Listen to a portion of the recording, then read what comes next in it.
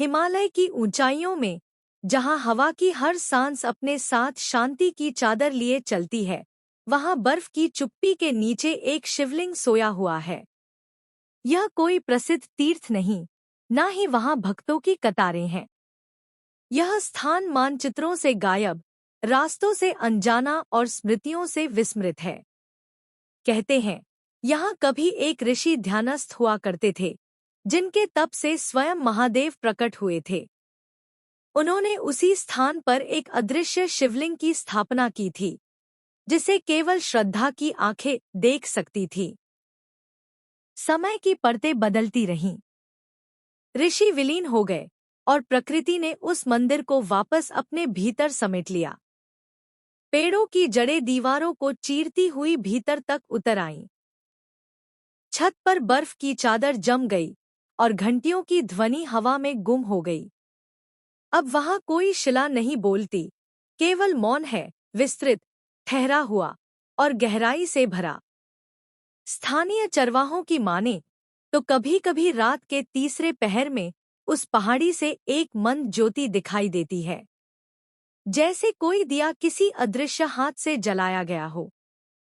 कुछ लोग कहते हैं कि वह शिवलिंग अब भी वहां है, बस बर्फ के नीचे, चुपचाप। जो भी वहां पहुंचता है, वह लौटकर कुछ दिन तक मौन रहता है, जैसे उसने समय से परे कुछ देखा हो, कुछ अनुभव किया हो जिसे शब्दों में नहीं बांधा जा सकता। इस शिवलिंग की कोई मूर्ति नहीं, कोई शिल्प नहीं, ना ही कोई शिखर। केवल एक साधारण पत्थर है, जो चुपचाप खड़ा है। पर उसकी उपस्थिति से एक अदृश्य लहर बहती है, जैसे शांत जल में कोई हल्की हलचल। ना पुजारी है, ना पूजा। फिर भी वहां कुछ है, जो भीतर तक उतर जाता है। कभी-कभी गांव के कुछ बूढ़े कहते हैं कि उस शिवलिंग की छाया भी बर्फ पर नहीं पड़ती। और जब पूर्णिमा की रात आती है, तो पूरी घाटी नीली रोशनी में नहाने लगती है, जैसे आकाश से कोई अदृश्य कृपा उतरती हो। पत्तियां स्थिर हो जाती हैं और हवा एक मंत्र की तरह बहती है। यह वह शिव है जो रूप और नाम से परे है। वह किसी आरती में नहीं, किसी शंख में नहीं, बल्कि उस मौन में है, जहां सब कुछ समाप्त होता है और एक नई अनुभूति जन्म लेती है। उस अनुभव को शब्दों में पिरोना कठिन है, पर जिसने उसे छुआ, वह स्वयं बदल गया। भाग 2। चामुंडा की खंडहर छाया, वीरता की देवी की चुप्पी। राजस्थान की तपती भूमि में एक ऐसी जगह है जहां रेत इतिहास की कहानियां फुसफुसाती है। वहां एक पुराने दुर्ग की छाया में एक खंडहर पड़ा है, चामुंडा देवी का मंदिर। अब उस मंदिर की छत टूट चुकी है, दीवारें दरारों से भरी हैं और मूर्तियां आधी धंसी हुई हैं। लेकिन फिर भी वहां कुछ है जो अब भी जीवित है। वहां की हवा में वीरता की कोई अनकही ध्वनि अब भी बसी हुई है। कहते हैं कि यह मंदिर किसी योद्धा रानी ने बनवाया था। एक ऐसी रानी जो युद्ध से पहले देवी चामुंडा की आराधना करती थी। उसी देवी से उसने साहस मांगा था और विश्वास किया कि मां उसकी रक्षा करेंगी। वर्षों तक वह रानी अजय रही और उसकी तलवार से दुश्मनों में भय फैलता रहा। पर जब रानी युद्ध में गई, तो वह लौटकर कभी नहीं आई। और मंदिर वही रह गया, बिना रानी, बिना पूजा और धीरे धीरे समय के हवाले। अब वहां कोई आरती नहीं होती, केवल कुछ जली हुई अगरबत्तियां, जिनकी राख मिट्टी में मिल चुकी है। मंदिर की मूर्ति अब आधी मिट चुकी है, उसकी आंखें बस एक अस्पष्ट गहराई में बदल चुकी हैं। फिर भी जो वहां खड़ा होता है, उसे ऐसा लगता है मानो कोई देख रहा हो। वह नजर किसी शरीर की नहीं, बल्कि किसी ऊर्जा की है, साहस की, बलिदान की और एक नारी की मौन पुकार की। गांव के कुछ वृद्ध कहते हैं कि हर साल नवरात्र की सप्तमी को वहां से ढोल की हल्की आवाज सुनाई देती है, लेकिन आसपास कोई नहीं होता। कभी-कभी कोई चिड़िया उड़ती है और मंदिर की टूटी छत पर बैठती है, फिर बिना आवाज किए उड़ जाती है, जैसे किसी अदृश्य शक्ति को प्रणाम कर रही हो। कुछ युवा कभी वहां घूमने चले जाते हैं और लौटकर कहते हैं कि उन्होंने मूर्ति की आंखों से प्रकाश की एक हल्की किरण निकलते देखी। लेकिन जब वे पास गए तो वहां कुछ नहीं था, केवल पत्थर, मौन और छाया। देवी चामुंडा का यह मंदिर अब कोई धार्मिक केंद्र नहीं रहा, लेकिन उसकी आत्मा अब भी वहां है, खंडहरों के बीच, रेत की दरारों में और उस वीरता में जिसे भुला दिया गया है। वह चुपचाप वहां बैठी है, जैसे किसी युद्ध के अंत की प्रतीक्षा कर रही हों। उनकी पूजा अब कोई मंत्र से नहीं करता, लेकिन जो वहां जाता है उसके भीतर एक अदृश्य ऊर्जा भर जाती है, जैसे साहस की कोई छाया उसे छूकर निकल गई हो। यह मंदिर केवल पथ। भाग 3। नागलोक का द्वार। असम के जंगलों से एक पुकार। असम की पहाड़ियों में, जहां बांस की लंबी कतारें हवा में संगीत पैदा करती हैं और जंगल की छाया हर किरण को छूने से रोक देती है, वहां एक रहस्यमय स्थान है जिसे स्थानीय लोग नागलोक का द्वार कहते हैं। यह कोई प्रसिद्ध तीर्थ नहीं, न ही वहां कोई बोर्ड या संकेत है। यह एक गुफा है, गहरी, नम और सदा छाया में डूबी हुई, जिसके बाहर एक टूटा हुआ नाग मूर्ति का सिर अब भी जमीन से निकला हुआ है। उस स्थान के चारों ओर एक आदिवासी मौन बसा हुआ है। लोग उस गुफा के पास नहीं जाते, पर जब कोई वहां पहुंचता है तो वे उसके लौटने का इंतजार करते हैं, जैसे उसे किसी और लोक में भेजा गया हो। नाग देवता, जिन्हें भारत के कई हिस्सों में पूजनीय माना गया, असम के इस जंगल में अब भी जीवित माने जाते हैं, परंतु देवताओं की तरह नहीं, बल्कि ऐसे संरक्षक की तरह जो समय से भी पुराने हैं। किंवदंतियां बताती हैं कि यहाँ कभी नागों की पूजा खुले रूप से होती थी। हर पूर्णिमा पर एक विशेष दीपक इस गुफा के भीतर स्वयं जल उठता था। गांव की स्त्रियां सफेद वस्त्र पहनकर गीत गाती थी, जिनकी लहरियां जंगल के भीतर गूंजती थी। फिर एक दिन वह दीपक बुझ गया और उसके साथ ही गीत भी समाप्त हो गए। अब वहां केवल हरियाली की मौन चादर है और हवा में रेंगती एक अनुपस्थित सी उपस्थिति। जो कभी वहां गया, वह बताता है कि गुफा के भीतर पत्थरों पर कुछ उकेरे गए चिन्ह हैं, सांपों के फन, सूर्य के चक्र और कुछ ऐसे अक्षर जिन्हें कोई पढ़ नहीं सकता। ऐसा लगता है जैसे पत्थर स्वयं कुछ कहने की कोशिश कर रहे हों, पर उनकी भाषा अब केवल जंगल जानता है। गांव के एक वृद्ध ने बताया कि बरसात की रातों में जब बिजली गिरती है तो उस गुफा के द्वार से एक नीला प्रकाश निकलता है, क्षण भर के लिए, जैसे कोई नेत्र खुलता हो। फिर सब सामान्य हो जाता है। वर्षों से किसी ने उस गुफा में प्रवेश नहीं किया, लेकिन लोगों का विश्वास है कि नागदेव अब भी वहीं हैं, बस उन्होंने अपने आप को दृष्टि से ओझल कर लिया है। कभी-कभी जंगल में चलते चलते किसी को सांप की फुफकार नहीं, बल्कि कोई फुसफुसाहट सुनाई देती है, जैसे कोई प्राचीन मंत्र बार बार दोहराया जा रहा हो। यह मंत्र सुनाई नहीं देता, पर महसूस होता है, रीढ़ की हड्डी में एक ठंडी सी सरसराहट बनकर। इस स्थान पर पूजा। भाग 4। कर्नाट की देवी जो युद्ध से प्रेम तक पहुंची। दक्षिण भारत की धरती पर, जहां कभी महान सेनाएं गूंजती थी और मंदिरों की घंटियां युद्ध की पूर्व चेतावनी जैसी लगती थी, वहीं कर्नाट क्षेत्र के एक कोने में आज भी एक देवी का प्राचीन मंदिर अपनी चुप्पी में इतिहास को सहेजे खड़ा है। यह मंदिर अब किसी तीर्थयात्री की मंजिल नहीं है, न ही कोई पुजारी सुबह शाम दीप जलाता है। फिर भी उसकी दीवारों में एक कथा बसी है, एक ऐसी देवी की जो रक्त के बीच खड़ी थी, पर जिसके हृदय में केवल प्रेम था।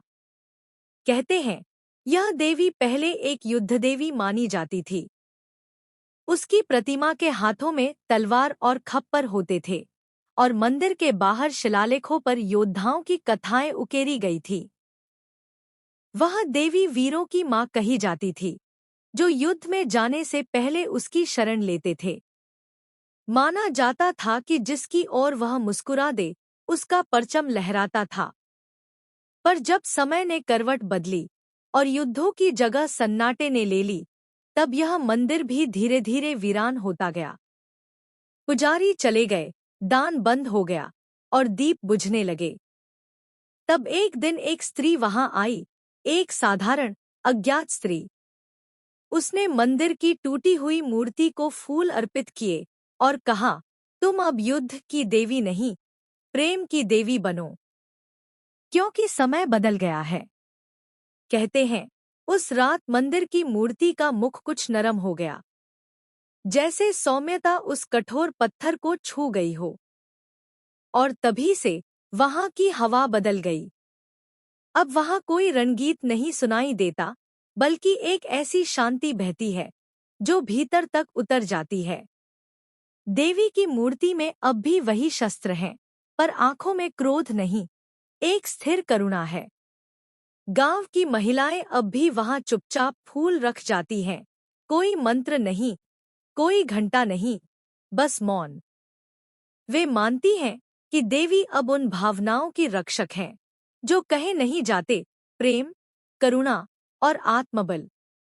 उनके अनुसार इस देवी ने स्वयं को बदल लिया, समय के साथ बहती चली गई, जैसे एक माँ अपने क्रोधित रूप को त्याग कर संतोष में बदल जाती है। मंदिर की दीवारों पर जो शिल्प पहले युद्ध के दृश्य दिखाते थे, अब उनमें फटे हुए किनारों पर लताएं उग आई हैं, जैसे प्रकृति ने हिंसा को धीरे से ढक दिया हो। कोई पुरातत्ववेत्ता कह सकता है कि यह केवल समय का प्रभाव है, पर जो वहां बैठकर आंखें बंद करता है, वह जानता है कि भाग 5 मार्तंड का सूर्य जो कभी हिम में चमकता था। कश्मीर की घाटी में, जहां पहाड़ों की चुप्पी में हिम की गहराई समाई होती है, वहीं एक प्राचीन मंदिर खड़ा है, वीरान, टूटा हुआ और फिर भी किसी भव्य स्मृति की तरह स्थिर। यह है मार्तंड का सूर्य मंदिर, एक ऐसा स्थल जहां कभी सूर्य की पहली किरणों का स्वागत घंटे और शंख की ध्वनि से होता था। आज वहां न कोई पुजारी है, न कोई आरती, पर हर पत्थर अब भी सूर्य की छाया से चमकता है, जैसे मंदिर स्वयं अपने अतीत का गीत गा रहा हो। कहते हैं, यह मंदिर कश्मीर के करकोट वंश के राजा ललितादित्य ने बनवाया था। एक ऐसा सम्राट जो केवल विजेता नहीं था, बल्कि संस्कृति का उपासक भी था। उसने इस मंदिर को हिमालय के हृदय में इसलिए बनवाया कि वहां की हर सुबह सूर्य का स्वागत हो सके, न केवल प्रकाश के रूप में, बल्कि चेतना के प्रतीक रूप में। इस मंदिर की वास्तुकला किसी स्वप्न की तरह है। ऊंचे ऊंचे स्तंभ, तृतीय शैली में तराशी गई दीवारें, और बीच में एक चबूतरा जहां सूर्य की मूर्ति विराजमान थी। वह मूर्ति अब नहीं है। समय, आक्रमण और विस्मृति ने उसे मिटा दिया। पर जो वहां खड़ा होता है, वह जानता है कि उस स्थान पर कुछ अब भी है, जो आंखों से नहीं, हृदय से देखा जाता है। सदियों तक इस मंदिर में श्रद्धालु आए, भजन गाए, सूर्य को अर्घ्य दिया। फिर एक दिन, जैसे कोई वाद्य यंत्र अचानक चुप हो जाता है, वहां की पूजा भी रुक गई। और अब वहां केवल हवा बहती है, धीमी, ठंडी, और कभी-कभी ऐसी लगती है जैसे किसी मंत्र की गूंज हो। सूरज अब भी निकलता है, और उसकी किरणें मंदिर के टूटे हुए स्तंभों पर पड़ती हैं, जैसे पुराने संबंध को छूने की कोशिश करती हों। स्थानीय लोग कहते हैं कि सर्दियों की एक विशेष सुबह, जब घाटी बर्फ से ढकी होती है, तब सूर्य की किरणें उस चबूतरे पर एकदम केंद्र में गिरती हैं, जैसे अब भी कोई अदृश्य मूर्ति वहां बैठी हो और प्रकृति उसे प्रणाम कर रही हो। उस क्षण में पूरा वातावरण स्थिर हो जाता है, ना पक्षियों की आवाज, ना हवा की सरसराहट, बस एक मौन जो भीतर तक गूंजता है। मंदिर अब भी खड़ा है, अपने आधे अस्तित्व के साथ। उसमें ना कोई आरती होती है, ना चढ़ावा, पर वहां की हर दरार एक कथा कहती है, खोए हुए विश्वास की, भूली हुई पूजा की और एक सभ्यता की जो कभी प्रकाश की पूजा करती थी। जब कोई या भाग 6 त्रिपुरांतक का देवालय अंधकार के अंत का प्रतीक। दक्षिण भारत की अरण्य भूमि में एक स्थान है जहां कभी नाद गूंजता था, शंख, डमरू और स्तुति का संगम। यह है त्रिपुरांतक का प्राचीन मंदिर जो अब समय के अंधकार में डूब चुका है, लेकिन जिसकी दीवारों पर अब भी वह कथा उकेरी हुई है जब शिव ने त्रिपुर का विनाश किया था और अज्ञान के अंधेरे को चेतना की ज्वाला से भस्म कर दिया था। यह मंदिर कर्नाटक की एक गुप्त घाटी में स्थित था जहां कभी सिद्धों और तपस्वियों का निवास था। कहते हैं यहाँ आने के लिए साधकों को न केवल जंगल पार करना पड़ता था, बल्कि अपने भीतर की त्रिपुराओं, अहंकार, मोह और अज्ञान से भी लड़ना पड़ता था। तभी उन्हें इस मंदिर की गूढ़ गुफा में प्रवेश मिलता था, जहां स्वयं त्रिपुरांतक शिव की मूर्ति स्थित थी, अचल, गंभीर और कालजयी। इस देवालय की बनावट अलग थी। यहाँ कोई भव्य द्वार नहीं था, कोई सोने का कलश नहीं, बस एक पथरीली गुफा जिसके भीतर जलधाराएं बहती थी और दीवारों पर चिन्ह थे, त्रिशूल, नाग और अग्नि की लपटें। एक प्राकृतिक ज्योति उस मूर्ति को आलोकित करती थी, जो केवल दोपहर के समय सूर्य के विशेष कोण से ही संभव होती थी। ऐसा लगता था मानो स्वयं समय शिव के चरणों में नतमस्तक हो। स्थानीय किंवदंती है कि यह मंदिर केवल उन्हीं को दिखता था जिनका मन शुद्ध होता। सामान्य यात्रियों को बस एक सामान्य चट्टान नजर आती थी, पर जो साधक ध्यान की गहराई में उतर जाते, उनके लिए यह चट्टान धीरे धीरे एक प्रवेश द्वार बन जाती थी, आत्मा के भीतर प्रवेश का द्वार। फिर धीरे धीरे समय की लहरें आईं। जंगल सघन हुआ, पथ विलुप्त हो गया और मंदिर मानो अंतर्ध्यान हो गया। अब वहां न कोई तपस्वी आता है, न साधक। लेकिन जब वर्षा की पहली बूंदें उस भूमि को छूती हैं, तो उस चट्टान से हल्की ध्वनि निकलती है, डमरू की, जैसे कोई दिव्य स्मृति अब भी उस गुफा में गूंज रही हो। त्रिपुरांतक का यह मंदिर अब न तो यात्राओं का केंद्र है, न कोई तीर्थ, पर जो एकांत में आत्मचिंतन के लिए वहां पहुंचता है, वह अनुभव करता है कि उस निर्जन स्थान में अब भी कोई शक्ति शेष है। जैसे शिव अब भी वहां है, नृत्यरत नहीं, वरन ध्यानमग्न, संसार के शोर से दूर, अपने मौन में स्थित। यह मंदिर एक अनुस्मारक है कि देवता केवल मूर्तियों में नहीं, प्रकृति और चेतन। भाग 7 देवों की घाटी, जहां वज्र टूटा और शांति गूंज उठी। हिमालय की एक रहस्यमयी शाखा में उत्तराखंड की सीमाओं से सटे एक स्थान पर एक घाटी है, चुप, धुंध से ढकी और समय से अलग-थलग। यह कोई साधारण घाटी नहीं है। इसे कहते हैं देवों की घाटी, एक ऐसी भूमि जहां माना जाता है कि इंद्र के वज्र ने धरती को छुआ था और जहां देवता स्वयं विश्राम के लिए उतरे थे। घाटी के मध्य एक विशाल शिला खड़ी है, जैसे आकाश से टूटी कोई बिजली अब स्थिर होकर यहीं जम गई हो। स्थानीय संतों और ग्रामीणों का विश्वास है कि यह वही स्थान है जहां त्रेतायुग में इंद्र ने अहंकारवश अपने वज्र से भूमि को चीरने का प्रयास किया था, पर शिव की दृष्टि ने उस वज्र को निष्क्रिय कर दिया और तभी से वह स्थान देवशक्ति और मौन का प्रतीक बन गया। कभी वहां एक सुंदर मंदिर भी था, पत्थरों से तराशा गया, बिना गारे या चुने के जोड़े गए खंडों से निर्मित। उसकी छतें इतनी नीचे थी कि भीतर प्रवेश करने के लिए मनुष्य को झुकना पड़ता था, जैसे वह मंदिर पहले ही सिखा देता था कि देवत्व के निकट जाने के लिए विनम्रता अनिवार्य है। मंदिर में कोई मूर्ति नहीं थी। वहां केवल एक गोलाकार पत्थर रखा गया था, जिसे निर्वाण बिंदु कहा जाता था। कहते हैं जो भी वहां ध्यान करता, उसे समय का भान नहीं रहता। उसकी श्वास मंद हो जाती, विचार स्थिर हो जाते और अंततः केवल एक अनुभूति बचती, जैसे कोई अदृश्य उपस्थिति उसे आलिंगन दे रही हो। लेकिन जैसे जैसे समय ने करवट बदली, यह घाटी मानचित्रों से मिटती चली गई। रास्ते ढक गए, जंगल उगाए, और मंदिर मानो किसी पुरानी याद की तरह धुंध में खो गया। अब वहां कोई पुरोहित नहीं आता, नहीं तीर्थयात्री। परंतु कभी-कभी जब बादल बहुत नीचे उतरते हैं और हवा में चंदन की हल्की सी सुगंध भर जाती है, तो लगता है जैसे घाटी फिर से जाग उठी हो। वहां की मिट्टी अब भी नम होती है, जैसे किसी प्राचीन जलाभिषेक का अंश बचा हो। पक्षी वहां गाते नहीं, बल्कि प्रतीक्षा करते हैं। हर पत्थर, हर पेड़ और हर स्पर्श, सब में एक मौन भक्ति है।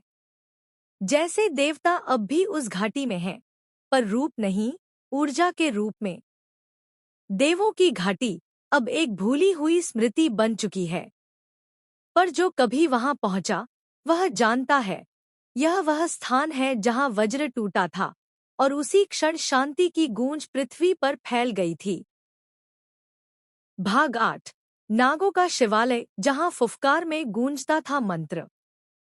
भारत के पूर्वोत्तर में ब्रह्मपुत्र की एक उपनदी के किनारे छिपा हुआ था एक मंदिर, इतना पुराना कि उसके चारों ओर जंगल नहीं उगे, बल्कि जंगलों ने उसी के चारों ओर जीवन पाया।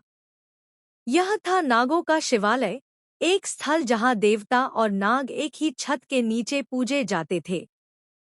अब वहां केवल जड़ें हैं, लताएं हैं, और कहीं दूर समय की धड़कन जैसी कोई गूंज, जैसे मंत्र अब भी पृथ्वी में धंसे हुए हों।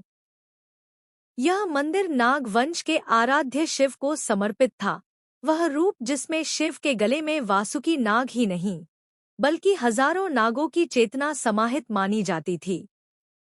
कहते हैं, यहाँ शिवलिंग पर चढ़ाया गया जल चुपचाप जमीन के भीतर बहता था और फिर कहीं दूर एक रहस्यमय झील में प्रकट होता था, जिसे नागदर्पण कहा जाता था। मंदिर की संरचना अनोखी थी, न तो यह पूर्ण रूप से भूमि पर था और न ही पूरी तरह भूमिगत। इसे धरती और पाताल के संगम के रूप में जाना जाता था। इसके द्वार पर 2 विशाल नाग प्रतिमाएं थीं, जिनकी आंखें मानो हर आगंतुक के हृदय को देख लेती थीं। भीतर एक गोल गर्भगृह था, जहां एक काले पत्थर का शिवलिंग विराजमान था, सर्पों की आकृतियों से घिरा हुआ। विशेष पर्वों पर यहाँ नाग पुजारियों द्वारा एक पारंपरिक अनुष्ठान होता था, कोई मंत्रोच्चार नहीं, बस सांपों की फुफकार, चमर की गति और जल की बूंदों की आवाज। कहते हैं, जब यह अनुष्ठान चरम पर होता था, तो मंदिर की दीवारें स्वयं कंपन करने लगती थी, जैसे पृथ्वी स्वयं कुछ याद कर रही हो। धीरे धीरे समय बदला। नाग पुजारी विलीन हो गए, जंगल ने रास्तों को निगल लिया और मंदिर मौन में उतर गया। पर कुछ अब भी शेष है। बारिश की एक ठंडी रात में, जब आकाश में बिजली कौंधती है और नदी चुप होती है, तब कभी-कभी लोग उस पुराने स्थान के पास नागों की फुफकार सुनते हैं, जैसे कोई अनदेखा अनुष्ठान फिर से आरंभ हो गया हो। अब वहां न दीप जलते हैं, न मंत्र पढ़े जाते हैं, पर उस स्थान की मिट्टी अब भी गर्म लगती है, जैसे कुछ अब भी वहां जीवित है। एक अदृश्य शिव, जो नागों के साथ अब भी ध्यानमग्न है, और एक सभ्यता, जो चेतना और सर्पशक्ति के बीच सेतु बनाती थी। नागों का शिवालय अब किसी मानचित्र पर नहीं है, पर जिनके भीतर अब भी श्रद्धा की आंखें जीवित हैं, वे जानते हैं, देवता का। भाग 9। कन्याकुब्ज की मौन प्रतिमा, एक नगर जो ऋचाओं में सो गया। गंगा और यमुना के संगम से दूर उत्तर प्रदेश की उपजाऊ धरती पर एक नगर था, कन्याकुब्ज। एक समय यह भारत का सांस्कृतिक नाभि हुआ करता था, जहां विद्वान ऋषि, कवि और संत एकत्र होते थे, जहां वैदिक मंत्र हवा में घुलते थे और सभ्यता अपने शिखर को छूती थी। आज उस स्थान पर सिर्फ टूटे हुए पत्थर हैं और मिट्टी में दबी हुई कहानियां, एक सन्नाटा जो ज्ञान की कभी की गई पूजा को अब भी संजोए हुए है। कन्याकुब्ज का उल्लेख अनेक पुराणों और काव्य ग्रंथों में आता है। इसे ब्राह्मणों की राजधानी कहा जाता था, जहां संस्कृत भाषा का स्पंदन हर द्वार, हर सभा, हर मंदिर में गूंजता था। कहते हैं, यहीं पर कालिदास की काव्यधारा बही थी, यहीं पाणिनि के व्याकरण का बीज अंकुरित हुआ था। इस नगर के मध्य एक भव्य मूर्ति थी, एक कन्या की। वह कोई देवी नहीं थी, बल्कि प्रतीक थी उस पवित्रता की जो इस नगर के ज्ञान और शील में रचित सी थी। उसकी आंखें नीचे झुकी थी और हाथों में पुस्तक तथा दीपक था। हर सुबह विद्वान और विद्यार्थी उस प्रतिमा के समक्ष प्रणाम करते और दिन भर का अध्ययन आरंभ होता। समय के साथ जैसे जैसे राजनैतिक परिवर्तन आए और शस्त्र ने शास्त्र को दबा दिया, कन्याकुब्ज की वह सांस्कृतिक ज्वाला मंद पड़ने लगी। आक्रमणों की आंधी आई, मंदिर टूटे, पुस्तकालय जलाए गए और वह मूर्ति, जिसे कभी सजीव माना जाता था, मिट्टी में धंस गई। अब वहां न वेदों की ऋचाएं हैं, न सभा मंडपों का शोर। बस एक शांत उदासी, जैसे शब्द स्वयं नींद में चले गए हों। कुछ स्थानीय ग्रामीण अब भी उस स्थान को शब्दतीर्थ कहते हैं। वे मानते हैं कि पूर्णिमा की रात, जब आकाश बिल्कुल स्पष्ट होता है, तो उस मूर्ति की जगह से धीमा प्रकाश निकलता है और कोई अदृश्य ध्वनि सुनाई देती है, जैसे संस्कृत के किसी मंत्र का कोमल उच्चारण हो रहा हो। कन्याकुब्ज अब एक विस्मृत धरोहर है, पर जो ध्यान से सुन सके, उसके लिए वहां की मिट्टी में अब भी मंत्र दबे हुए हैं। वहां की हवाओं में एक पुरानी ऋचा तैरती है, ज्ञान की, विनम्रता की और उस सभ्यता की जिसने शब्दों को देवता माना। शायद वह प्रतिमा अब पूरी तरह दिखाई नहीं देती, पर उसकी उपस्थिति अब भी है, एक मौन की तरह जो सुनने वालों के हृदय में गूंजती है। भाग 10। चंद्रगुप्त का निर्वासित महल, जहां सिंहासन धूल हो गया। मगध की धरती पर, जहां गंगा की धाराएं कभी इतिहास की स्याही बनती थी, वहां एक टीले के नीचे दबी हुई है एक कथा, शांत, भुला दी गई, पर अब भी उस भूमि के कणकण में जीवित। यह है चंद्रगुप्त मौर्य का निर्वासित महल, वह स्थान जहां कभी सिंहासन चमकता था और आज केवल धूप गिरती है। चंद्रगुप्त, जिन्होंने चाणक्य की नीति और अपने साहस से एक बिखरे भारत को एक किया, अंत में सब कुछ छोड़कर जैन साधु बन गए। कहते हैं, दक्षिण की ओर कूच करने से पहले उन्होंने एकांत की खोज में मगध के जंगलों के पास एक छोटा महल बनवाया, न सत्ता के लिए, बल्कि आत्ममंथन के लिए। यही वह महल था जहां एक सम्राट ने राजसी पोशाक उतारकर मौन धारण किया। इस महल की बनावट वैसी नहीं थी जैसी किसी सम्राट के निवास की कल्पना की जाती है। यहाँ न चांदी के कंगूरे थे, न मोती जड़े दरवाजे, सिर्फ पत्थरों की सीधी दीवारें, एक छोटा सा आंगन और एक शिला जिस पर चंद्रगुप्त ध्यान किया करते थे। यह वह स्थान था जहां उन्होंने युद्धों की स्मृति को मौन में विसर्जित किया और स्वयं को ब्रह्मा के निकट पाया। स्थानीय किंवदंती कहती है कि हर वर्ष श्रावण की एक विशेष रात, जब चंद्रमा पूरे वैभव में चमकता है, तब उस महल की दीवारें हल्के स्वर में कंपन करने लगती हैं, जैसे कोई अदृश्य व्यक्ति फिर से उन गलियारों में टहल रहा हो, अपने जीवन की भूलों को दोहरा रहा हो। वह महल अब जर्जर है, पेड़ उगाए हैं, दीवारें ढह चुकी हैं और आंगन की मिट्टी में घास फैल गई है। परंतु यदि कोई वहां एकांत में कुछ समय बिताए, तो उसे प्रतीत होता है कि कोई दृष्टि अब भी देख रही है, न राजा की, न सन्यासी की, बल्कि एक ऐसे पुरुष की जिसने संसार के दोनों छोरों को छूकर अंततः मौन को चुना। वहां कोई आरती नहीं होती, कोई दर्शन नहीं होते, पर जब हवा चलती है, तो उसकी सरसराहट में लगता है मानो चाणक्य की कोई चुप चेतावनी अब भी गूंज रही हो कि सत्ता अनंत नहीं है, पर आत्मा की खोज अमर है। चंद्रगुप्त का यह निर्वासित महल अब कोई तीर्थ नहीं रहा, कोई ऐतिहासिक स्थल भी नहीं, पर यह एक दर्पण है उस सभ्यता का जिसने अपने सम्राट को सन्यासी बनने दिया और उसे याद नहीं किया सोने के मुकुट से, बल्कि उसकी चुप्पी से। भाग 11। भीमशिला, जहां गाथाएं पत्थर बन गईं। उत्तर भारत की सीमांत पहाड़ियों में, जहां देवदार की लंबी कतारें आकाश को छूने का स्वप्न देखती हैं, वहां एक विशाल पत्थर चुपचाप धरती में धंसा है, अचल, अडिग और रहस्यमय। यह है भीमशिला, एक ऐसी चट्टान जिसे ना कोई मंदिर कहता है, ना कोई मूर्ति, परंतु स्थानीय जनमानस में वह एक देवतुल्य प्रतीक है, शक्ति, धर्म और मौन का। किंवदंती कहती है कि यह वही चट्टान है जिसे महाभारत काल में भीम ने अपने हथियार के रूप में उपयोग किया था, किसी युद्ध में नहीं, बल्कि एक ऋषि के आश्रम की रक्षा के लिए। जब हिमालयी वनों में तांडव मचाने वाली शक्तियां उभरीं, तब भीम ने यह विशाल शिला उठाकर उसे आश्रम के प्रवेश द्वार पर रख दिया।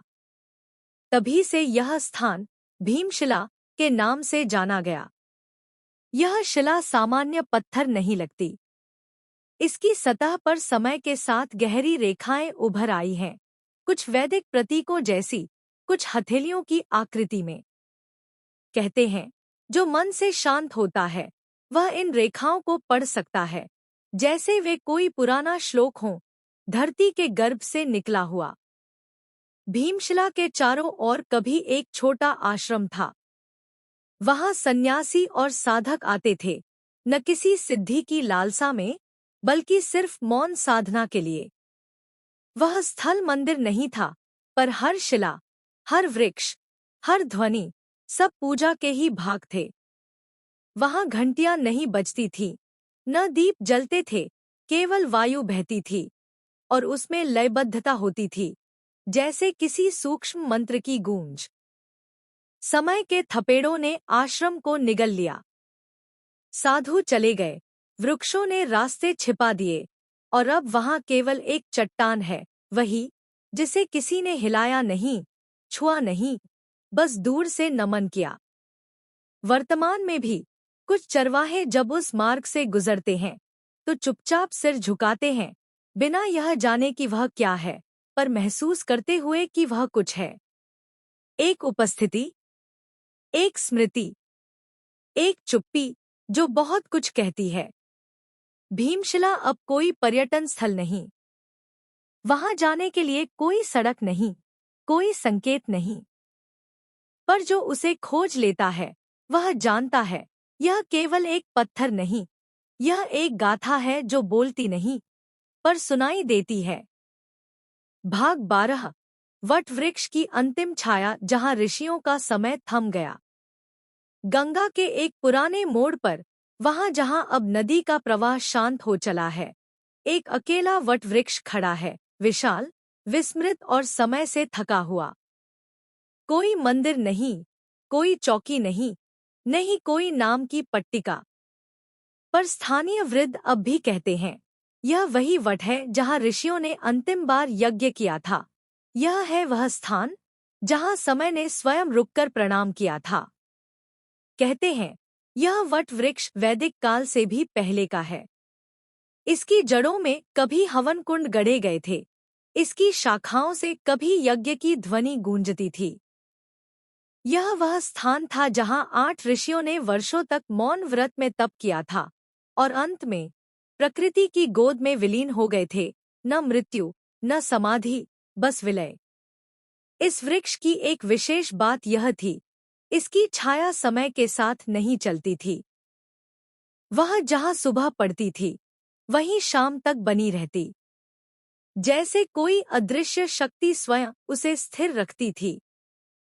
साधक मानते थे कि यह छाया स्वयं काल की छाया है, जो सांसारिक चक्र से अलग आत्मा की शांति का संकेत है। वृक्ष के चारों ओर कभी एक मंडप था, लकड़ी और मिट्टी से बना, जिसमें न कोई मूर्ति थी, न वेदी। बस एक गोल घेरे में बैठे साधक और बीच में अग्नि। उस अग्नि से कोई धुआं नहीं उठता था, मानो वह केवल प्रतीक थी, आंतरिक ज्वाला की। यहाँ की पूजा शब्दों से नहीं, मौन से होती थी।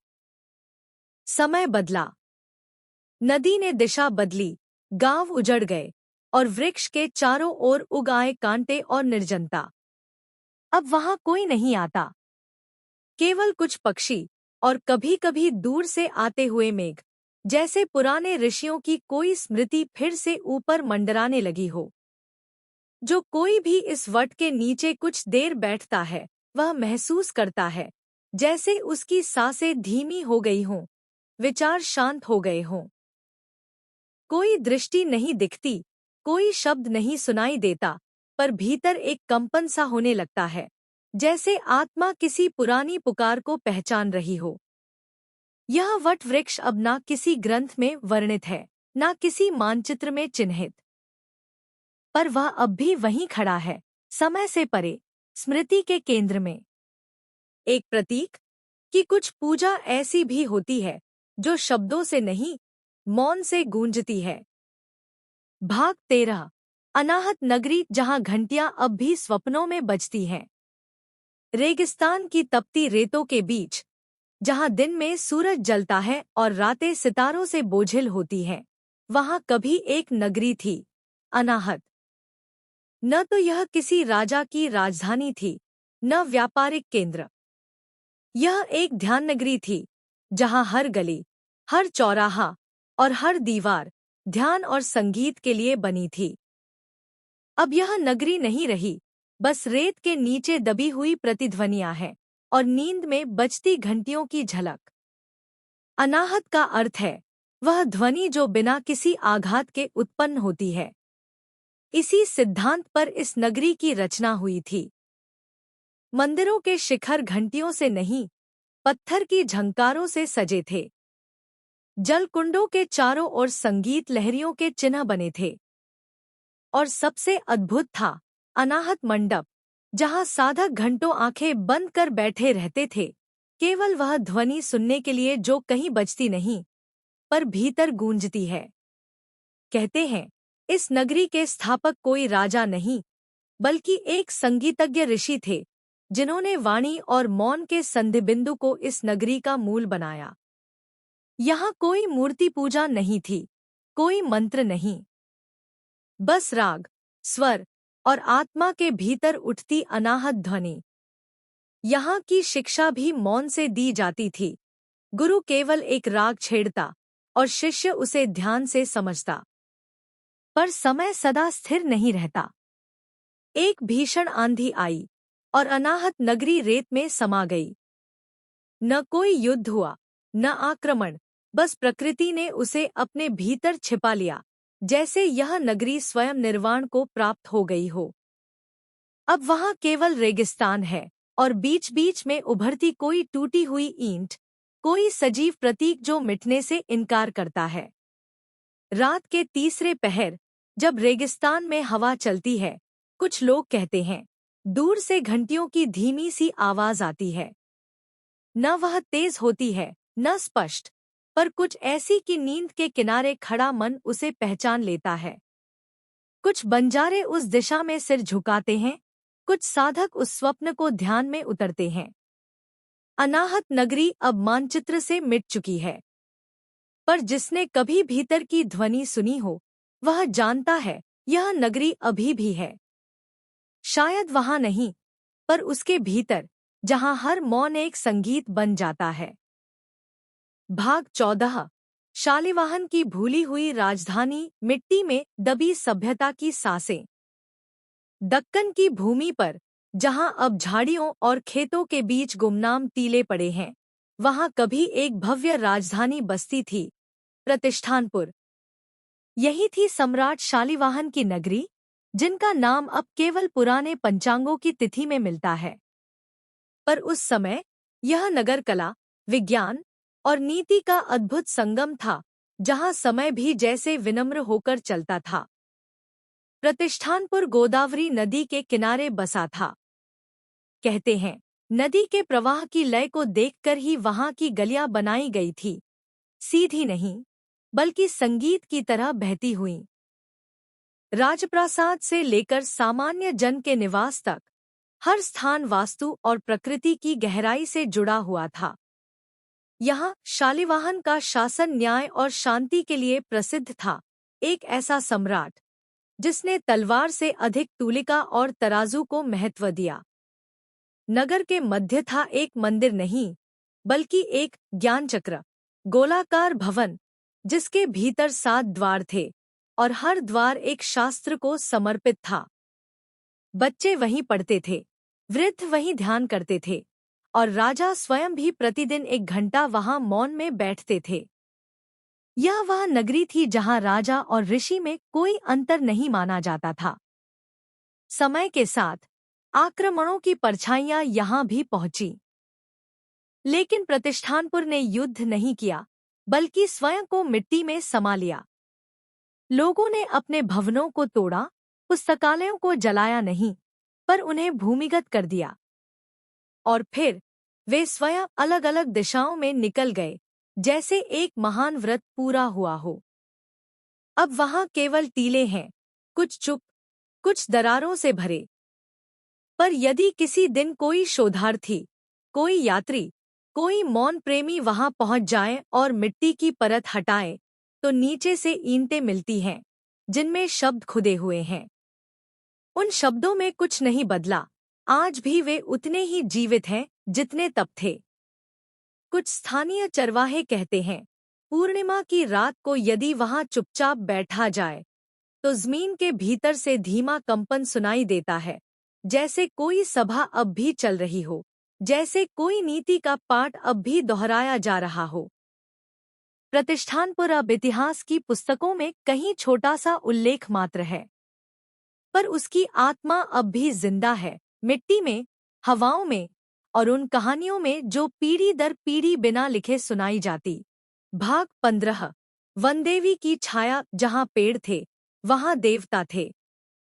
भारत के हरे दिल यानी मध्य प्रदेश की एक घनी घाटी में, जहां आज केवल पेड़ों की फुसफुसाहट सुनाई देती है, कभी एक ऐसा स्थल था जिसे लोग मंदिर नहीं, वनदेवी की छाया कहते थे। वहां कोई शिखर नहीं था, कोई द्वार नहीं, बस एक खुला आकाश, चारों ओर वृक्षों की दीवारें और बीच में एक गोल पत्थर जिस पर फूल बिना चढ़ाए ही रोज चने मिलते थे। यह स्थान किसी ग्रंथ में उल्लिखित नहीं है और न ही किसी राजा ने इसका निर्माण करवाया था। यह एक जीवित देवालय था, जहां प्रकृति ही पुजारिन थी और वन स्वयं देवता। यहाँ कोई मूर्ति नहीं थी, कोई रचना नहीं, केवल अनुभूति थी। कहते हैं, जब कोई श्रद्धा से उस वृक्षवृत्त में प्रवेश करता, तो उसकी देह ठंडी हो जाती, श्वास मंद हो जाती और मन में एक अद्भुत शांति उतर आती, जैसे किसी अदृश्य देवी का हाथ सिर पर आ गया हो। स्थानीय जनजातियां आज भी इस स्थान को पूजती हैं। वे न दीप जलाते हैं, न धूप। वे बस एक पत्ता, एक ताजा फूल या एक बूंद शुद्ध जल चढ़ाकर लौट आते हैं और फिर सप्ताह भर तक उन्हें अपने भीतर एक स्थिरता अनुभव होती है। वे मानते हैं कि वनदेवी को न चढ़ावा चाहिए, न मंत्र, केवल मौन और सम्मान। एक दंतकथा यह भी है कि जब कभी इस वनदेवी की छाया को काटने या बदलने की कोशिश की गई, तो पूरे गांव में विचित्र बीमारियां और दुर्भाग्य फैलने लगे। तभी से कोई इस स्थान को छूता नहीं, बस दूर से नमन करता है। और कुछ लोग तो कहते हैं, एक विशेष संध्या बेला में यदि कोई वृक्षों के मध्य बिल्कुल निश्चल खड़ा हो जाए, तो उसे एक क्षण के लिए वह देवी दिखती है, धुएं सी, पारदर्शी और मुस्कुराती हुई। अब इस वन क्षेत्र के चारों ओर आधुनिक जीवन का विस्तार हो रहा है, सड़कें बन रही हैं, मोबाइल टावर खड़े हो रहे हैं, पर वनदेवी का क्षेत्र अब भी अछूता है, जैसे किसी अदृश्य रक्षा कवच ने उसे बचा रखा हो। पेड़ आज भी वही हैं, चट्टान अब भी ठंडी है और फूल वे आज भी किसी ने चढ़ाए बिना वहां प्रकट हो जाते हैं। यह स्थल हमें याद दिलाता है कि देवता हमेशा पत्थरों में नहीं होते, वे वहां भी होते हैं जहां मन स्वाभाविक रूप से झुक जाए। और जब वृक्षों की छाया, हवा की गंध और मौन की उपस्थिति एक हो जाए, तो वही वन, वही धरती, वही क्षण एक मंदिर बन जाता है। भाग 16, सप्तकुंड का रहस्य, जहां जल स्मृति बन गया। उत्तराखंड की एक निर्जन घाटी में देवदार और भोजपत्रों के साए के बीच चुपचाप बसे हैं 7 छोटे-छोटे जलकुंड, गोल, शांत और रहस्यमय। इन्हें स्थानीय लोग कहते हैं सप्तकुंड। न कोई सीढ़ियां, न कोई मंदिर, न पुजारी, फिर भी हर कुंड की सतह पर तैरता है कुछ ऐसा जो केवल आंखों से नहीं, हृदय से देखा जा सकता है। यह है जल में जमे स्मृतियों का मंदिर। किंवदंती कहती है कि इन 7 कुंडों की उत्पत्ति सप्तऋषियों के आंसुओं से हुई थी। एक बार जब मानवता ने धर्म से मुंह मोड़ लिया और प्रकृति का अपमान किया, तो ऋषियों ने मौन में विलाप किया। उनके आंसू गिरकर 7 स्थानों पर जल में परिवर्तित हो गए और वहीं बने सप्तकुंड। तब से यह स्थान कोई साधारण जलस्रोत नहीं, बल्कि ध्यान, प्रायश्चित्त और अंतःदर्शन का क्षेत्र बन गया। हर कुंड की अपनी ऊर्जा है। पहला कुंड श्रवण, जहां केवल ध्वनि सुनाई देती है, जैसे कोई मंत्र भीतर ही भीतर गूंज रहा हो। दूसरा दर्शन, जिसमें देखने वाला स्वयं को प्रतिबिंब में नहीं, पूर्वजों के रूप में देखता है। तीसरे में प्रवेश करते ही स्मृतियां उभरने लगती हैं, जैसे जल कोई भूली हुई कथा सुना रहा हो। शेष 4 कुंडों की अनुभूति केवल वे कर सकते हैं जो मौन में उतर सकें, क्योंकि वहां भाषा नहीं, केवल अनुभूति बोलती है।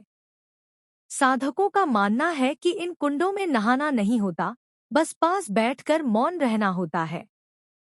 कुछ कहते हैं पूर्णिमा की रात 7 कुंड एक ही छाया में समा जाते हैं और एक ऐसा मंडल बनता है जहां आत्मा अपने पूर्वजों से संवाद कर सकती है। अब इस घाटी तक कोई सड़क नहीं जाती। जंगलों ने रास्ते निगल लिए हैं और आधुनिक मानचित्रों पर यह स्थान अब एक खाली भूखंड है। पर कुछ चरवाहे अब भी इन कुंडों तक पानी भरने जाते हैं और हर बार लौटते हुए उनकी आंखों में एक गहराई दिखती है, जैसे कुछ छू लिया हो जो कहा नहीं जा सकता। सप्तकुंड हमें याद दिलाते हैं कि जल केवल शीतलता नहीं देता, वह स्मृति है, दर्पण है और कहीं कहीं वह चेतना है। और जब वह चेतना 7 बार प्रतिध्वनित होती है, तो वह स्थान मंदिर बन जाता है, बिना शिखर, बिना मूर्ति, केवल मौन और जल से बना एक अदृश्य देवस्थान। भाग 17, मौनकूप, जहां शब्द जल में विलीन हो गए। मरुभूमि के एक निर्जन कोने में, जहां रेत की लहरें दिन में चमकती हैं और रात में सहरती हैं, वहां छिपा है एक रहस्यमय कुआं, जिसे कहते हैं मौनकूप। न तो वह बहुत गहरा है, न ही उससे कभी कोई पानी निकाला जाता है। फिर भी सदियों से स्थानीय लोग उसकी ओर श्रद्धा से देखते हैं, जैसे उसमें जल नहीं, बल्कि स्मृतियां भरी हों। यह वह स्थान है जहां कहा जाता है, हर बोला गया शब्द अंत में इसी कुएं में गिरता है। मौनकूप की कहानी अद्भुत है। किसी समय यहाँ एक आश्रम था, जहाँ एक ऋषि ध्यान में लीन रहते थे। पर वे बोले नहीं, जीवन भर एक भी शब्द नहीं। लोग कहते हैं उन्होंने मौन को इतना सघन कर दिया कि वह वाणी से अधिक स्पष्ट हो गया। जब उनकी मृत्यु हुई तो वे बोले नहीं, पर कुएं के पास जाकर शांत हो गए। तब से इस कुएं से आती है एक अनकही ध्वनि, जैसे कोई मौन अब भी प्रतिध्वनित हो रहा हो। इस कुएं के पास आज भी एक छोटा चबूतरा है, नक्काशी रहित, सादा और धूल में ढका। लोग वहां जाकर चुप बैठते हैं। न कोई प्रार्थना, न कोई विनती, केवल मौन। कुछ श्रद्धालु मानते हैं कि यदि मन सचमुच शांत हो, तो कुएं से अपने भीतर के ही शब्द वापस सुनाई देते हैं, वे शब्द जो हम जीवन भर बोलना चाहते थे पर कभी कह नहीं पाए। रात के तीसरे पहर, जब हवा थम जाती है और रेत स्थिर हो जाती है, तो मौनकूप के चारों ओर हल्की कंपन सी महसूस होती है, जैसे कोई बहुत पुराना मंत्र फिर से गूंज रहा हो, पर बाहर नहीं, भीतर। कुछ यात्रियों ने बताया है कि कुएं के पास बैठते ही आंखों से आंसू बहने लगते हैं, बिना किसी दुहक के, जैसे आत्मा कुछ त्याग रही हो।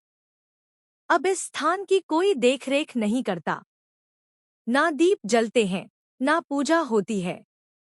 फिर भी मौनकूप कभी सूखता नहीं, उसका जल कभी बाहर नहीं आता, लेकिन भीतर बहुत कुछ समेटता रहता है, शब्द, विचार, भावनाएं और आत्मा की वह पुकार जिसे संसार नहीं सुनता। यह कूप कोई तीर्थ नहीं है, पर जो वहां गया है वह कहता है, मैं कुछ कहे बिना भी हल्का होकर लौटा। भाग 18। असुरेश्वर का छाया मंदिर, जहां देवता नहीं, छाया पूजी जाती थी। झारखंड की गहराइयों में एक घना वन फैला है, घना इतना कि सूर्य की किरणें दिन में भी जमीन तक नहीं पहुंचती। इसी वन के हृदय में एक भूला बिसरा मंदिर है, नक्काशी से रहित, दीवारों से उखड़ा हुआ और फिर भी अपनी रहस्यमय उपस्थिति में भारी। इसे स्थानीय लोग कहते हैं असुरेश्वर का छाया मंदिर। एक ऐसा स्थान जहां पूजा मूर्ति की नहीं, बल्कि उसकी छाया की होती थी। इस मंदिर की कथा इतिहास के बाहर है। यह किसी धर्मग्रंथ में नहीं लिखा गया, बल्कि पीढ़ियों से मौखिक परंपरा के रूप में चला आता रहा। कहा जाता है यह मंदिर असुरों के एक ऋषि द्वारा बनवाया गया था, एक ऐसा असुर जिसने युद्ध नहीं, साधना का मार्ग चुना। उसने एक शिवलिंग की स्थापना की, लेकिन उसकी आराधना के लिए स्वयं शिव की छाया का आह्वान किया, और तभी से यह मंदिर केवल छाया को समर्पित रहा। मंदिर का गर्भगृह अजीब है। वहां एक खाली चबूतरा है, लेकिन जब विशेष संध्या बेला में सूर्य अस्त होने को होता है, तो पीछे से आने वाली रोशनी उस दीवार पर एक आकृति उभार देती है, त्रिशूल की, नाग की और एक अर्धनारीश्वर की। यह छाया कुछ क्षणों तक टिकती है, फिर विलीन हो जाती है, जैसे देवता स्वयं आए, दर्शन दिए और फिर मौन में लौट गए। किंवदंती यह भी कहती है कि इस मंदिर की शक्ति इतनी रहस्यमय थी कि यहाँ प्रत्यक्ष आरती करना वर्जित था। लोग दूर से सिर झुकाते थे, लेकिन भीतर केवल वही प्रवेश करता था जिसने पूर्ण मौन का व्रत लिया हो। वहां एक मंत्र उच्चारित नहीं होता था, क्योंकि मान्यता थी कि शब्द छाया को भंग कर देते हैं। अब यह मंदिर समय की छाया में खुद ही छिप चुका है। दीवारें ढह गई हैं, मार्ग झाड़ियों से बंद हो गए हैं, और केवल कुछ वनवासी ही इसका स्थान जानते हैं। लेकिन आज भी, साल में एक बार, ग्रीष्म की संक्रांति की संध्या, वहां वह छाया उभरती है। कोई इसे संयोग मानता है, कोई विज्ञान, लेकिन जिनकी श्रद्धा मौन से जन्म लेती है, वे इसे दर्शन कहते हैं। असुरेश्वर का छाया मंदिर हमें याद दिलाता है कि पूजा केवल मूर्तियों की नहीं होती, कभी-कभी उनकी अनुपस्थिति भी आराध्य बन जाती है। और छाया, जब ध्यान में देखी जाए, वह भी ईश्वर हो सकती है। भाग 19। विरूप ताल, जहां प्रतिबिंब बोलते हैं। राजस्थान के शुष्क पठारों में, जहां दूर दूर तक न हरियाली है, न नदी की कोई लय, वहीं एक रहस्यमय जलाशय है, विरूप ताल। एक ऐसा सरोवर जो न विशाल है, न गहरा, पर जिसकी सतह पर हर प्रतिबिंब कुछ कहता है। यह वह स्थान है जहां कहा जाता है, चेहरे नहीं, आत्माएं दिखती हैं। विरूप ताल की उत्पत्ति का कोई ऐतिहासिक प्रमाण नहीं है, पर गांव वालों का कहना है कि यह ताल एक सिद्ध योगिनी के आंसुओं से बना था, जिन्होंने अपने संगी साथियों को मृत्यु में खो दिया, पर उन्हें भुलाया नहीं। उन्होंने उनके स्वरूपों को स्मृति में नहीं, जल में बसाया, और तभी से इस तालाब में देखा गया प्रतिबिंब कभी वैसा नहीं होता जैसा वास्तविक चेहरा हो। यहाँ आने वालों ने बताया है कि ताल में जब वे स्वयं को देखते हैं तो कभी अपने बचपन का चेहरा दिखाई देता है, कभी कोई परिजन जो अब इस दुनिया में नहीं, और कभी कोई ऐसा रूप जो उन्हें स्वयं से भी अपरिचित लगता है। वहाँ जल स्थिर रहता है, जैसे वह किसी और लोक का दर्पण हो। ताल के किनारे एक टूटी हुई सीढ़ी है जो कहीं नहीं जाती, बस जल को छूती है। एक पुराना पीपल वहीं पास में खड़ा है, उसकी शाखाएं झुकी हुई हैं, जैसे किसी प्राचीन मौन को छाया दे रही हों। कोई वहां पूजा नहीं करता, कोई मेला नहीं लगता। लोग आते हैं, कुछ देर बैठते हैं, देखते हैं और लौटते समय हल्के हो जाते हैं। किंवदंती है कि अमावस्या की रात में जब आकाश में तारे नहीं होते, तब विरूप ताल सबसे स्पष्ट होता है। उस रात जो भी ताल के किनारे बैठता है वह अपने भीतर का वह रूप देखता है जिसे वह जीवन भर छुपाता रहा। और कुछ लोग कहते हैं, उस रात यदि आप किसी खोए हुए प्रिय को याद करें तो ताल में उनका प्रतिबिंब मुस्कुराता हुआ दिख सकता है। आज यह स्थान कोई तीर्थ नहीं किसी धर्म के भीतर बंधा है, लेकिन यह एक अनुभव है, गहरा, निजी और कभी-कभी असहज भी। क्योंकि जब आप जल में कुछ ऐसा देखें जो वास्तव में वहां नहीं है, तो आप समझ जाते हैं कि प्रतिबिंब भी कभी-कभी सत्य होते हैं। विरूप ताल अब भी है, चुप, स्थिर और प्रतीक्षा में। कोई आए, देखे और स्वयं से मिलने का साहस करे। भाग 20। शून्य धाम, जहां ईश्वर स्वयं मौन हो गए। हिमालय की सबसे ऊंची चोटी के एक छिपे हुए तल पर, जहां बर्फ स्थायी है और हवा में शब्द जम जाते हैं, वहां स्थित है एक रहस्य। शून्य धाम। न वहां कोई पगडंडी जाती है, न कोई ज्ञात मार्ग। और फिर भी कुछ साधक सदियों से वहां पहुंचते हैं, अपने जीवन का अंतिम मौन लेकर। यह वह स्थल है जहां कहा जाता है, ईश्वर स्वयं मौन हो गए थे। शून्य धाम कोई मंदिर नहीं है, यह केवल एक खुला पत्थर है, बर्फ से ढका, और उसके चारों ओर 7 गोलाकार चट्टानें, जैसे किसी प्राचीन सभा की स्थिर उपस्थिति हो। किंवदंती है कि सृष्टि के प्रारंभ में जब ब्रह्मा, विष्णु और महेश सृजन की दिशा तय नहीं कर पा रहे थे, तब वे इसी स्थान पर एकत्र हुए। और वहीं, बिना बोले, केवल मौन से सृष्टि का पहला निर्णय लिया गया। यहाँ आने वाला कोई भी व्यक्ति बोल नहीं सकता, कुछ घंटों के भीतर उसकी वाणी जैसे भीतर ही समा जाती है। शून्य धाम में हवा चलती है, पर कोई स्वर नहीं होता। यहाँ की बर्फ पिघलती नहीं, लेकिन स्पर्श करते ही गर्म लगती है।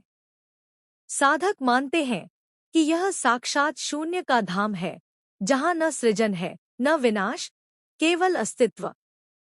कहते हैं, जो वहां एक रात्रि मौन बैठ गया, वह भीतर से कुछ त्याग आता है, कभी अहंकार, कभी भय, कभी स्वयं की ही परछाई।